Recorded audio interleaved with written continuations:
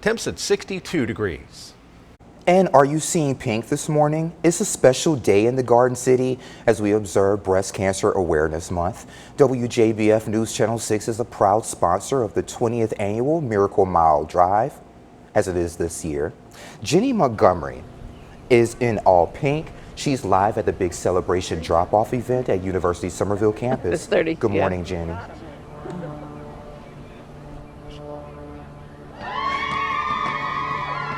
Good morning, Sean. There's a lively crowd of volunteers behind me, as you can hear, as we get ready for the 20th Annual Miracle Mile Walk, which, as you've said, is a drive this year so that we can be safe and protect everybody within our CDC regulations. As you know, Sean, breast cancer affects 1 in 8 women in her lifetime, and that's the whole purpose of doing the Miracle Mile Drive. It's to raise money for breast cancer that's going to stay right here in our community. News Channel 6 has been proud to sponsor with University Healthcare Foundation for many, many, many years over the last 2 decades. Laurie Ott is with me this morning. She is the president of the foundation. Laurie, this year is going to be different, but oh my gosh, just from the volunteers, the momentum is high. We have more than 100 volunteers here this morning, and Jenny, I have to thank you. Your personal leadership 20 years ago, being on our board at University Healthcare Foundation, allowed us to put the mobile mammography unit on the road. That one got 240,000 miles on it, had to retire it. We got another one. We're going to all counties because people are generous and donate to the Miracle Mile. This year, a drive here at 2260 Wrightsboro Road at University Hospital, Somerville, 8 to 11 this morning. Get in your car, come on down, contact-free donation drop-off, t-shirt pickup, and merchandise sales, plus a huge survivor celebration. You know, even at this early hour, there are volunteers all over Wrightsboro Road. You can't miss it. They help you see where to pull in, and so you're counting on your teams to show up today. We are counting on all the teams. And another exciting thing, we have Queenie Jones, whose idea it was to start the Miracle Mile. She's coming to join us for this special 20th year. 2020 doesn't have to end badly. Let's make it end great. Laurie Ott, that is an awesome attitude to have, and we're just excited. We're going to be here through the morning, and we will have more visits with you back in the studio, Sean. For now, I want to just tell you that I'm going to keep an eye on things down here, and I'm going to just watch the excitement pick up as we get ready for the 20th Annual Miracle Mile Drive. I'll see you again in about 30 minutes. Sean, back to you. All right, Jenny, thank you, and we'll be right back. Good morning, everyone. I'm coming to you from the Somerville campus of University Hospital on Wrightsboro Road, and this is the site of this year's Miracle Mile Drive, because as you know, we can't have the walk this year with the pandemic. We have to obey all the social distancing guidelines. And you know, one thing that really comes to mind as I'm watching the setup this morning, I'm watching all of these volunteers and many of them survivors out here setting up these tents. One thing that you just can't overlook is that you have an army of women here, many of whom have battled breast cancer, and they've come out on the other side. They're not about to let the coronavirus stop them from raising the money that we need to fight breast cancer, this disease that affects 1 in 8 women.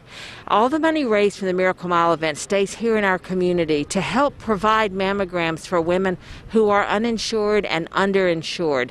The mobile mammography unit is amazing because it can go to you. It goes to workplaces, and it's a way to make sure that every woman in our community is protected. We're going to see you again right here at 9 o'clock, and we'll keep you posted on this event today, the 20th Annual Miracle Mile Drive. Hope you'll be able to support it. Drive through, make a donation, contactless delivery. It's all safe, and we're going to be here throughout. Sean, back to you. There's much more ahead on this special edition of Good Morning Augusta. We'll send it back to Jenny Montgomery at the 20th Annual Miracle Mile Walk event. Don't go away. All right, it is beautiful all around the viewing area. Jiffy Lube's got network camera. Good morning, everyone, and welcome to the 20th Annual Miracle Mile Walk. Of course, this year it is the Miracle Mile Drive because we had to do social distancing and everything for coronavirus, as you know. Folks are driving up. Of course, There's nobody driving up behind me right now, but you will see people driving up. They're making their donations, and it's minimizing the spread of the virus and any risk because, as you can see, there are lots of different tent setups. When people come by in their cars, it's like a parade. A lot of these cars are dressed up like floats, and you have all these folks in the tents who are just cheering them on and celebrating the survivors. You know, we were talking about doing an event that was safe because of the pandemic. And that's something to think about. Because of this pandemic, many women may not be getting the regular checkups and mammograms that they need. And that's especially troubling to doctors because of the importance of these regular visits, especially if you have a family history of breast cancer. So how do you know when it's time to see a doctor? These are the symptoms you need to watch for. A new lump in the breast or underarm, thickening or swelling in part of the breast, irritation or dimpling of breast skin, pain, redness, flaky skin in the nipple area, nipple discharge other than breast milk, including blood. And someone who knows all too well the importance of regular care and your regular visits is this year's Miracle Mile co-chair, Sharon Henderson. And Sharon, this was something you yourself know firsthand because you put yours off. Absolutely. I did not go to the doctor or contact the doctor when I had symptoms. I had the dimpling of the breast and another excited person, but I had dimpling of the breast and pain under my arm, and I ignored it for a couple of months. So it's so important to contact your doctor to have that mammogram. Yes. And you also said that when you know what you're dealing with, it's not fear of the unknown anymore. Absolutely, because then you know you have a plan and you can attack it.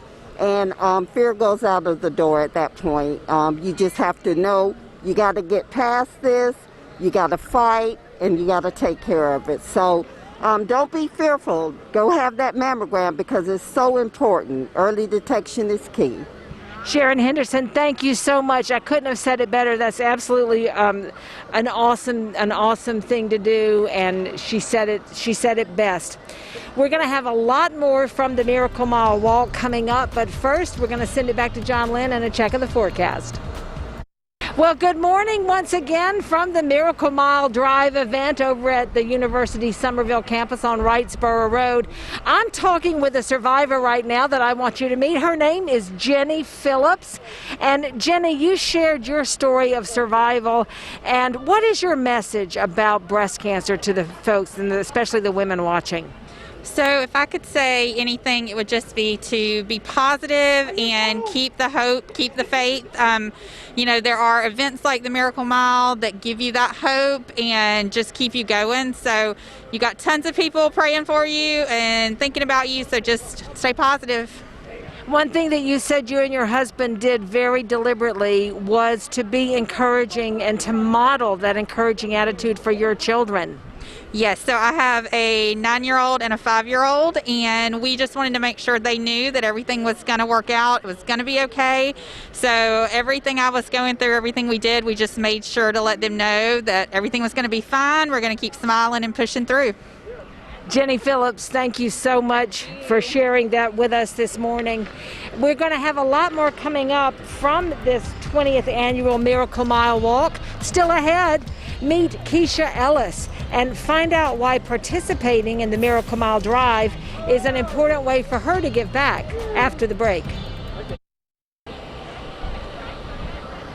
Welcome back, everyone, to the 20th annual Miracle Mile Walk Drive event at University Somerville campus on Wrightsboro Road.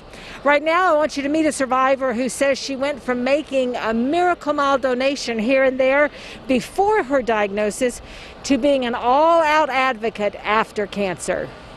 I found the lump on a Saturday. While sitting out to breakfast, I received a sharp pain. KEISHA ELLIS was 44 when she found a lump.